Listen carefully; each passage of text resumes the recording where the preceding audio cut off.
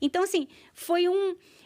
Eu sei que o terceiro setor, ela vem, né? Porque hoje em dia a gente usa a bandeira de tudo, vem como uma bandeira de esquerda, mas ela foi um movimento causado pelo neoliberalismo.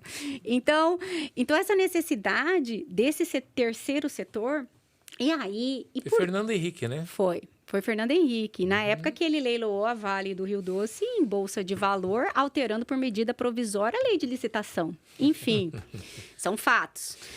São fatos, contra fatos não há argumentos. Então, nesse período houve essa necessidade, claro, né? Só que o Brasil não tem cultura de participação social. E é uma tristeza, porque o que é a democracia? A democracia surgiu na Grécia, e a Grécia, como é que ele resolvia a democracia? Na ágora. O que era a ágora? A ágora é uma pracinha, que toda a comunidade se dirigia até essa ágora, e ela decidia sobre os fins da cidade. Né? Então, era uma coisa muito direta a democracia grega. E nós esquecemos disso. A partir do momento que nós elegemos os nossos representantes, nós, como sociedade, nós não temos, parece, compromisso com as políticas públicas. Isso é uma cultura do brasileiro. Eu elegi o vereador, elegi o deputado, elegi o prefeito, ele que resolve. Nós estamos fazendo isso na pandemia. Cadê o decreto do prefeito? Mas por que você não fica na sua casa? Por que você está saindo? Então, assim, essa coisa de passar a responsabilidade para o próximo. Então, o brasileiro, primeiro, não tem cultura de engajamento social em políticas públicas. O que é uma lástima. O que é um problema. Porque, veja bem, nós criamos, desde a Constituição de 88, o orçamento participativo, em que haveria necessidade, inclusive, de uma audiência pública para traçar com a sociedade para onde vai o orçamento municipal, e não tem participação social. Então, essa sociedade... Então, e quando veio esse movimento... Agora, deixa eu voltar um pouquinho, então eu fui um pouquinho além. Quando veio esse movimento... havia uma desconfiança. Por que o Estado vai destatizar essas autarquias que são obrigadas a procedimentos licitatórios para concessões de serviço público? Por que o Estado vai desautorizar a licitação e vai contratar diretamente com uma organização social?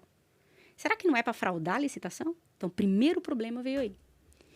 Como assim? Porque se o artigo 37 da Constituição, ele fala assim, a administração pública indireta, todos os atos da administração pública, daí é o 37 da Constituição, ela é pautada nos seguintes princípios: legalidade, impessoalidade, moralidade, publicidade e eficiência.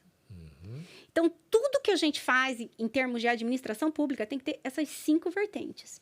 Se ferir um desses princípios, você está praticando ato de improbidade.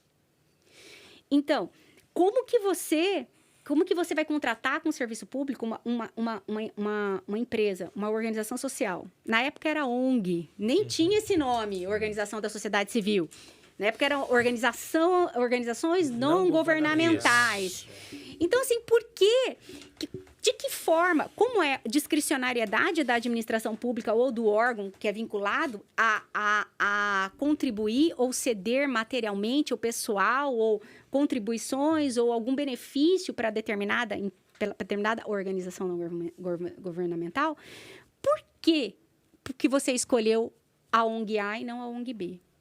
Então, a forma com que surgiu essas organizações sociais lá na década de 90 gerou para os órgãos controladores, inclusive no Ministério Público, uma coisa, mas por que ela e não outra? Por que não fez licitação para doar esse dinheiro?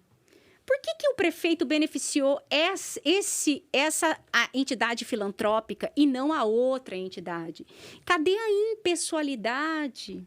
Cadê a transparência? Então, gerou esse tipo, até que fora sedimentada, especialmente no governo do PT, as organizações não governamentais, e houve um movimento para alterar a legislação e contemplar realmente hoje, né, que é tão importante para o desenvolvimento das políticas públicas, as organizações da sociedade civil.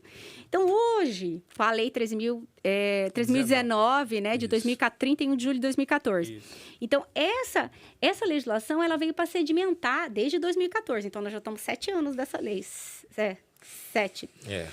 Então, 7 anos dessa lei. Então, assim, para implementar uma forma que o Estado, ele confessa a sua inabilidade de desenvolver políticas públicas e de prestar o serviço público de modo eficiente.